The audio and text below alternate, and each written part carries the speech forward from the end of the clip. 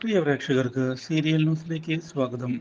കൂടുതൽ സീരിയൽ ന്യൂസുകൾ അതിവേഗം ലഭിക്കുന്നതിന് ഈ ചാനൽ മറക്കാതെ സബ്സ്ക്രൈബ് ചെയ്യുക. ബെൽ ഐക്കൺ ക്ലിക്ക് ചെയ്യാൻ മറക്കരുത്. Do like, share and subscribe. അനാർക്കലിയുടെ തിരിച്ചുവരവിനെ കുറിച്ച് അറിയുകയാണ് വിജയലക്ഷ്മി. ഇതോടെ ഞെട്ടിപ്പോകുന്ന വിജയലക്ഷ്മി പഴയ കാര്യങ്ങളെല്ലാം പുറത്തു വരുമോ എന്ന് ഭയപ്പെടുന്നു. ഇതേ തുടർന്ന് വിജയലക്ഷ്മി അനാർക്കലിയെ ചെന്ന് കണ്ടിരിക്കുകയാണ്. ഇതോടെ അനാർക്കലി വിജയലക്ഷ്മി ഇപ്പോൾ പേടിക്കേണ്ടതില്ല എന്ന് തുറന്നു പറയുകയും കുറച്ച് കാര്യങ്ങൾ രാധികയുമായി തനിക്ക് ചെയ്തു തീർക്കാനുണ്ട് എന്ന് വ്യക്തമാക്കുകയും ചെയ്യുന്നു. ആ കാര്യം ക്ലിയറായി കഴിഞ്ഞാൽ പിന്നെ യാതൊരു വിധത്തിലും പേടിക്കേണ്ടതില്ല എന്ന് അറിയിക്കുകയും ചെയ്യുന്ന നമ്മുടെ അനാർക്കലി അതിനുശേഷം താൻ ഇവിടെ നിന്ന് പൊയ്ക്കൊള്ളാമെന്ന് വ്യക്തമാക്കുകയും ചെയ്തിരിക്കുകയാണ്.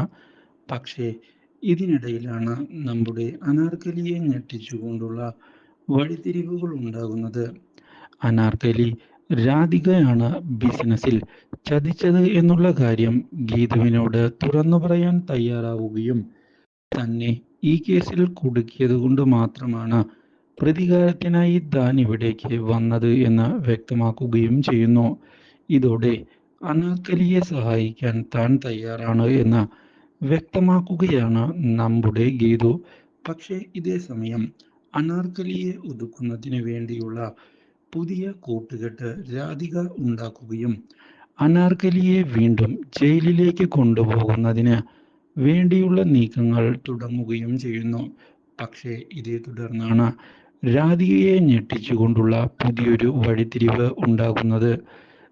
ഗീതു നമ്മുടെ അനാർക്കലിയെ സപ്പോർട്ട് ചെയ്തിരിക്കുകയാണ്. Do like, share and subscribe.